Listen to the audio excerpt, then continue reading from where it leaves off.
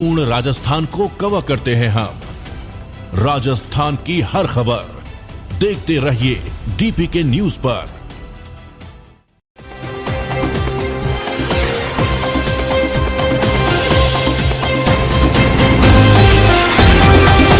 नमस्कार, उत्तर प्रदेश बुलेटिन देख रहे हैं आप। मैं आपके साथ आरवी। बुलेटिन की शुरुआत करने से पहले एक नजर हेडलाइंस की ओर। लखनऊ के एक होटल में प्रॉपर्टी डीलर ने लगाई फांसी। सुसाइड नोट में लिखा, घर वालों को मेरी मौत की सूचना न दे। चंदेरी में लगातार एक सप्ताह से हो रही बारिश के बाद अब खिली धूप, लोग उमस से हुए परेशान। सीएम योगी आदित्यनाथ आज दिल्ली के लिए होंगे रवाना।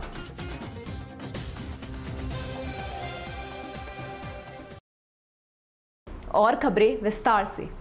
लखनऊ के पत्रकारपुर में द मून स्टार होटल है, जहां एक कमरे में बुधवार रात बहराइच निवासी प्रॉपर्टी डीलर ललित का शव फांसी के फंदे पर लटका मिला। वे मंगलवार को होटल में रुकने आए थे। बुधवार रात जब वो डिनर के लिए कमरे से नहीं निकले तो प्रबंध ने इसकी सूचना पुलिस को दी। होटल मैनेजर के अनुसार ललित अक्सर इस होटल में आते थे। यहाँ उनसे एक महिला भी मिलने आती थी। इस महिला के बारे में भी पता किया जा रहा है। मंगलवार को आखिरी बार वो उनसे मिलने आई थी।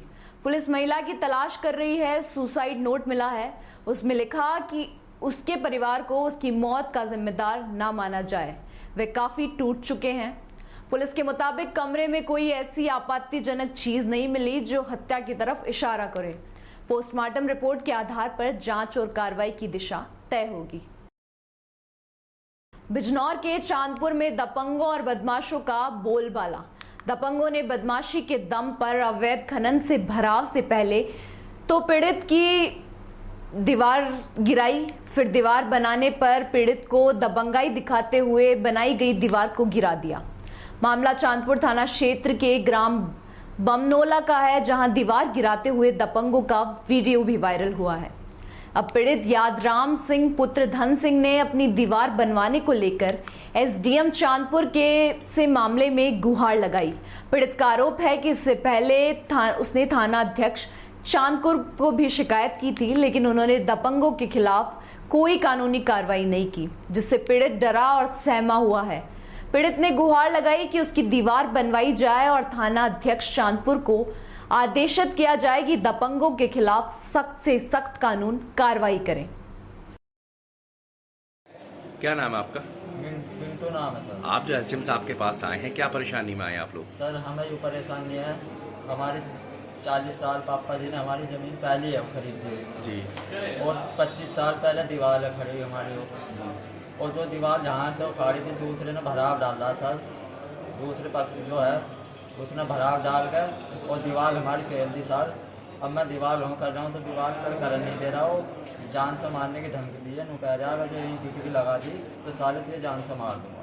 मेरी कोई सुनवाई हो नहीं सर। रामपाल सर एसडीएम साहब से शिकायत करी है, उन्होंने कही है तुम्हारी परेशानी दूर करी जाएगी और कहीं मेरी सुनवाई सर हो नहीं। क्या चाहते हो सर? मैं तो अपनी दीवार खड़ी करना चाहता हूँ, जहाँ मेरे मौके पर वहीं खड़ी करना चाहता हूँ। तो कब्जा किस पे है? कब्जा सर हमारा है, दूसरा वो कब्जा करना चाहता है। खबर चंदेरी से है, जहां बीते दिनों लगातार एक सप्ताह से बारिश हो रही है। बारिश के बाद बुधवार को सुबह से ही धूप खिली, जिससे लोगों को हल्की हल्की गर्मी और उमस का एहसास हुआ। बीता एक सप्ताह से लगातार मौसम बदला हुआ था और प्रतिदिन चंदेरी और अगल बगल के इलाकों में बारिश हो रही थी, जिससे लोगों को गर्मी से राहत मिली और मौसम में भी ठंडक घुल गई। लेकिन बुधवार को एक बार फिर सुबह से ही धूप खिली और दिन भर गर्मी जैसी स्थिति बनी रही। एक बार फिर से लोगों को गर्मी का एहसास हुआ। बीते दिनों लगातार बारिश के कारण चंदेरी में तापमान में गिरावट दर्ज हुई, लेकिन एक बार फिर से तापमान में बढ़ोतरी भी दर्ज हुई है। बुधवार को दिन का पारा 34 डिग्री सेल्सियस के करीब पहुंच गया है, जबकि रात का पारा 25 डिग्री सेल्सियस के करीब रहा।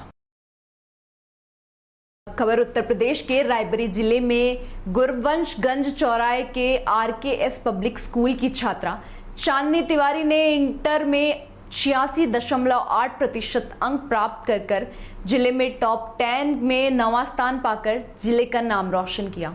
चांदनी तिवारी ने अपने गुरुजनों और माता पिता का सबसे बड़ा श्रेय बताया। चांदनी तिवारी ने बताया कि वो एक मध्यम परिवार में रहकर पढ़ाई की। हमारे पिता एक प्राइवेट नौकरी कर रहे हैं, हमको पढ़ाया और मैं उनके सपनों को साकार करने में कोई कसर नहीं छोड़ूंगी। फिलहाल बधाई देने लोगों का तांता लगा हुआ है। हर क्षेत्र में ही नहीं, पूरे जिले में खुशी का माहौल जारी है। मेरा नाम चांदनी तिवारी है और मैं आरकेएस पब्लिक इंटर कॉलेज की छात्रा हूँ और क्लास 12 में पढ़ती थी। आप जिला में टॉप 10-9 सूची में आपका नाम आया, क्या कहना चाहेंगे आप विद्यालय परिवार को?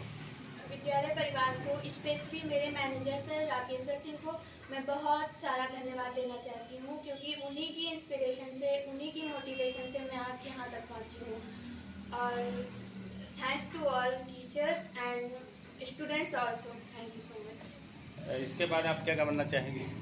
इसके बाद मैं, पहले तो मुझे बायोलॉजी में कोई इंटरेस्ट ज़्यादा नहीं था, पर क्लास 11 से मुझे बायोलॉजी में इंटरेस्ट हुआ और 12th में मेरे 94 नंबर आए हैं बायोलॉजी में। इसलिए मैं चाहती हूँ कि आगे मैं डॉक्टर हूँ, बिकॉज डॉक्टर इंडिया की या फिर पूरे संसार की सेवा करता है, इसलिए मैं डॉक्टर बनना चाहती हूँ। इस शिक्षा में आपके माता पिता क्या सहयोग रहा? सबसे ज़्यादा मेरे पापा का सहयोग है, क्योंकि वो हमेशा मुझे सपोर्ट करते हैं। वो मेरे साथ नहीं रहते, वो तो बाहर रहते हैं, लेकिन उन्होंने मुझे बहुत सपोर्ट किया है। हमेशा वो कहते आए हैं कि बेटा तुम आगे बढ़ो, तुम कुछ भी करो, मैं जितने पैसे लगेंगे वो लगाएंगे, क्योंकि हम लोग ग्रामीण से हैं, कोई सिटी से है नहीं। उसके बाद मम्मी का भी काफ़ी योगदान रहा है, मेरी मम्मी ने भी बहुत सपोर्ट किया है और मेरे काम भी संभालती रही। विद्यालय में पढ़ने वाले छात्रों को आप मीडिया के माध्यम से क्या संदेश देना चाहेंगे? संदेश ये देना चाहती हूँ कि आप लोगों के लिए कोई भी एग्ज़ाम बड़ा या छोटा नहीं होता। आप लोग कोई टेस्ट दें या फिर आपका यूपी बोर्ड का एग्ज़ाम हो, सारे बड़े होते हैं। आप, मेन बात होती है आपकी मेहनत, आपने कैसे मेहनत करी है। उत्तर प्रदेश के मुख्यमंत्री योगी आदित्यनाथ गुरुवार को दिल्ली के दौरे पर रहेंगे। सीएम योगी आदित्यनाथ यहां गृह मंत्री अमित शाह और पार्टी अध्यक्ष जेपी नड्डा से मुलाकात करेंगे। इसके साथ ही आदित्यनाथ पार्टी के अन्य बड़े नेताओं से मिल सकते हैं। वहीं दिल्ली में आज रात्रि प्रवास करेंगे। मिली जानकारी के मुताबिक एनडीए की राष्ट्रपति पद की उम्मीदवार द्रौपदी मुर्मू दिल्ली में कल यानी शुक्रवार को अपना नामांकन करेगी। इस कार्यक्रम में यूपी के मुख्यमंत्री योगी आदित्यनाथ भी शामिल होंगे। 24 जून को राष्ट्रपति पद के लिए मुर्मू अपना नामांकन करेगी। बताया जा रहा है कि सीएम योगी आज से सारे कार्यक्रम निपटाने के बाद दोपहर बाद दिल्ली जाएंगे। एक ही आदिवासी चौराहे जो पहली बार राष्ट्रपति पद के लिए रेस में है। अगर द्रौपदी मुर्मू ने यह चुनाव जीत जाती है तो भारत के इतिहास में पहली बार होगा कोई आदिवासी राष्ट्रपति बनेगा।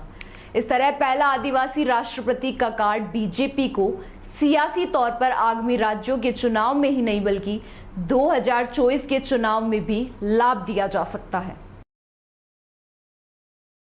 फिलहाल इस बुलेटिन में इतना ही। देखते रहिए डीपीके न्यूज। नमस्कार।